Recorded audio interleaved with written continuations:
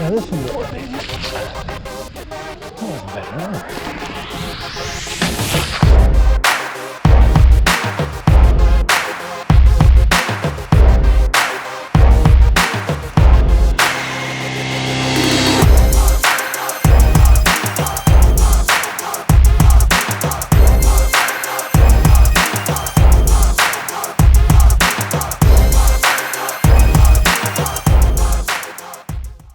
What's up, guys? Hey, Steve Alexander from SAMTB. Thanks so much for joining me today. Hey, I just wanted to give you guys a little bit of an update. As you know, about a week and a half ago, I posted a video. Actually, it was about 2 weeks ago now, I think. I was on the bike hunt, and I am on a bike hunt. Don't want to tell you the whole story again. If you want to hear the whole story about why I don't have a bike right now, go back and watch that video. That's the bike hunt, basically. But just wanted to give you guys a little update. So where we were at was I had narrowed things down, my search down to 2 bikes. Number one was a really well-known bike, which was the Ibis Ripmo AF. Just a killer bike. If you've been following mountain biking for more than a minute, you know about the Ibis Ripmo AF and how popular it's been since about 9-12 months ago when it first came out. It's just a killer bike. And that really was a bike I had my sights set on.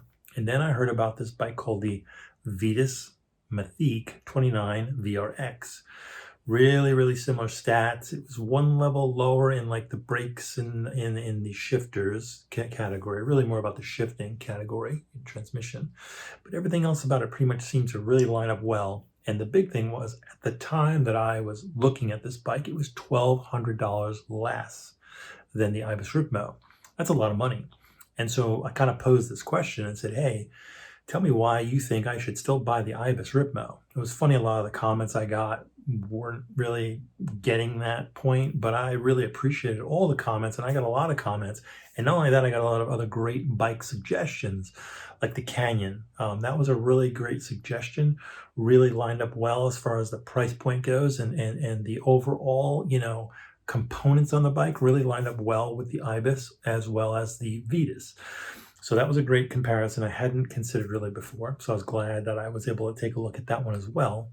And there were a couple of other bikes that were really, really great suggestions. Now, I also got a myriad of suggestions of bikes that were like nowhere near the spectrum of the bike that I was looking at.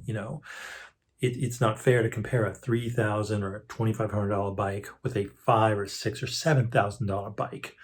Interestingly enough, I still believe that the Ibis and the Vitus in some ways are still superior bikes to some of those other $5,000, $6,000, and $7,000 bikes. Remember, this is about how a bike feels and how it rides, not just how much it costs or what people put on it.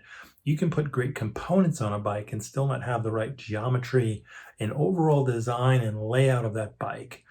A half an inch or inch here or there in one direction or another, or 25 millimeters or 50 in one way direction or another. Think about how much of a difference that makes in the ride about, on a shock, on a fork. That's a big difference. So overall geometry, that is massively different. So it's more than just what you put on the bike as far as components go. You can put a GX components on, or, the SLX build on a bike, and it's just not ride as well as an NX or even an SX. So just some things that I was considering there. And I did ultimately make a decision. Good news. The problem was COVID. Now I know you're saying, what, COVID? What? Everything's locked down, so the Vitus is made in France and it's distributed through England and Ireland. Chain Reaction Cycle is one of their big distributors, and they've been out of every size for a while. The Ibis, evidently, the Ripmo AF, had some supply chain issues as well as far as getting forks in, which is kind of ironic. They had the frames but no forks. And then just in general, you just can't seem to get a metal colored one, no matter what. So now I'm back. So that kind of rolled me back to, okay, do I want the orange? They call it red, but it really looks orange to me. Sorry, Ibis. I think the bike looks orange. Sorry. Or wait around for this Vitus if it ever becomes available. So I'm not going to tell you exactly which one I wound up being able to, I was able to get it. But the problem is, even after I was able to finally order it, there's still delays in shipping and stuff. So I really and truly, absolutely intended on bringing you a review this week from a really cool spot. I found, I was going to take a little ride out to the mountains and, just do a full-on review and ride on this bike. And I can't. I got an update today on the bike, and it's still sadly about 8-10 days away. So I'm another week and a half out still, which is driving me insane because I've broken my shoulder and my arm.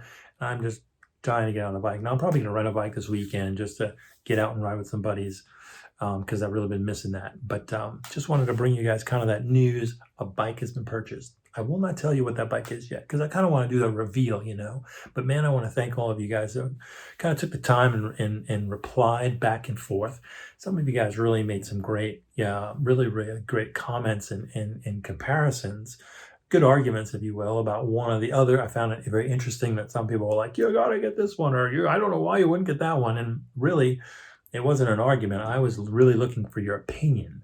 So thank you very much for all of you guys who did, kind of pitch in there and give me your opinion and stuff. So that was really great to hear from everybody. The other thing too was, from this point forward, I'm going to be posting a video on this channel, SAMTB, every Tuesday.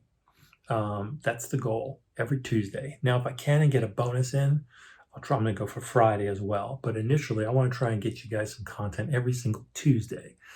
So I'd love to hear from you guys. Give me some feedback. Tell me what it is you guys want to hear about. I'm going to be doing some reviews on all the components on the bike that I purchased, and kind of break that bike down, by component. I might still do some like side by side on this is the bike the other bike I didn't buy, and explain why I bought what I bought. But really, I think either way on either of those bikes, they're just some really solid components and really well done. So I'd love to break that down. I know there's a lot of stuff out there. There's a lot of stuff that's been done over and over. So I want to hear from you guys. I'd love to know what you want.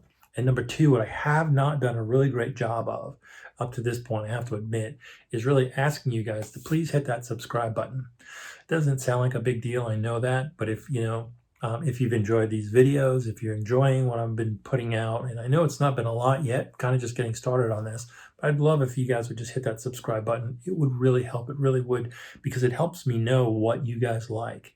Clicking the like on a video as well. I know if you watch it on your computer, it's no big deal. It's right down there. Just click the like button. But if you're on your television, like I watch YouTube a lot on my TV, through my Apple TV, and I just say, hey, Siri, find this, and it finds it for me, in YouTube.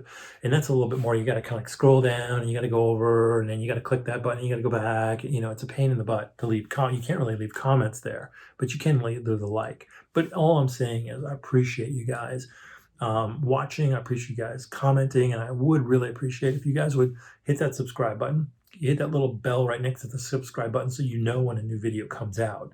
But at this point, the goal is to get a video out to you guys every Tuesday. Now, real time right now here, it's Thursday. So I'm hoping that actually you guys will see this on Saturday. That's the goal, that you guys will see this Saturday and or Sunday. And then on Tuesday coming, I'll have a new video. Now, according to the current timeline, I will not have that new bike still. It's looking like not, hopefully, next Thursday, Friday. I'm hoping that's what delivery looks like at this point, but I can't nail it down because it can't give me an exact date. I'm really hoping Thursday, Friday though. So a week from today or tomorrow, my time right now. So anyway, there you go. Thanks so much, guys, for tuning in. I really appreciate it. I'm going to talk a little bit about some local trails in the next coming episodes. We've got a brand new trail, little private trail system going in just down the road. I'm not going to say too much about it because I don't know all the ins and outs of it quite yet, but I'm going to meet with the builder of those trails. And also going to introduce you to another guy I met out on a walk the other day who was building some trails just basically right behind the house almost. So I'm going to get those guys kind of in front of you. If you're local to the Raleigh, North Carolina area, we're actually down in Holly Springs. You may know these guys. There might be some trails you want to check out. Been trying to find some smaller local trails that you can ride like from the house. So that's really become my new goal is, yeah, sure, I'd love to ride the best trails in the world. But the fact is, I'd love to ride the trails right around my house as well that are just out the block, outside my back door. One of the things I really loved watching, I don't know if you guys follow BKXC or not, Brian Kennedy. He's up in Northern California, San Francisco, just north of San Francisco area a little bit. And I love just watching when he, some of his earlier videos, he just literally goes out down the block from his house and he's in these amazing trails. And I just wish we had those around here. It just, people really have just put the time and effort into building trails there. And a lot of it almost seems like all the trails here are like in state parks. We have a lot of roaming land around here. It would be awesome to see more trails being built. So that really is kind of going to become a little bit of a mantra. You guys will hear from me talking about getting trails built in your area. And I'm going to be digging into learning about building more trails, how you can do that, how do you get access to that. And that's big because think about it, no matter how much you like to mountain bike and what level you're at, it doesn't really matter if there's no trails for you to ride. Right? So thanks again, guys, for checking in. I really do appreciate it. I look forward to seeing you guys on Tuesday after this. I'll see you guys soon. See you on the trail.